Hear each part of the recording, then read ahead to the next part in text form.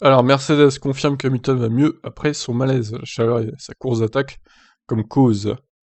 Alors, on rappelle qu'Hamilton est titubé un peu sur le podium, il était un peu dans le cirage. Je l'ai vu environ une heure après, il allait nettement mieux, et je sais qu'il a récupéré depuis a assuré Mike Elliott, directeur technique de Mercedes. Je pense que si vous n'avez jamais été près de ces voitures, il est vraiment difficile de comprendre l'environnement dans lequel les pilotes se trouvent. Elliott explique pourquoi la température du cockpit était très chaude. L'air qui passe à côté de la voiture est en fait plus proche de la température du sol que celle de l'air, parce que la voiture est très basse. Donc, pendant la course, je suppose que l'air était à 40-50 degrés. Il était humide et les pilotes sont également assis dans un environnement où il y a des boîtes électriques, des systèmes hydrauliques avec la direction assistée, donc c'est un environnement très chaud et une course difficile. Elliott juge que la circonstance aggravante de la fatigue du septuple champion du monde a été la course d'attaque qu'il a livrée du premier au dernier tour.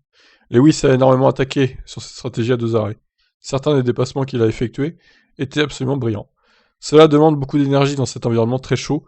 Une personne moyenne comme vous et moi ne survivrions pas 5 minutes là-dedans, sans parler d'une course entière. Il n'est donc pas surprenant que Lewis ait été fatigué à la fin de la course, mais comme il l'a dit aux médias, je pense qu'il se demande aussi s'il n'a pas un Covid long. Ouais, c'est peut-être un peu des deux, hein. Je pense que le Covid long doit jouer aussi. Il a aussi été fatigué à Silverstone, donc ouais, à mon avis, il y a un peu de ça. J'espère donc qu'il se remettra bien, il va maintenant faire une pause et je suis sûr qu'il reviendra très fort pour la seconde moitié de saison. Donc pour fin août, à Spa, il devrait normalement faire moins chaud, hein. En Belgique, à moins qu'il y ait une canicule aussi à ce moment-là, c'est possible. Mais globalement, à Spa, il fait quand même moins chaud qu'en Hongrie. Et il y a des chances de pluie peut-être aussi en Belgique, ça serait bien.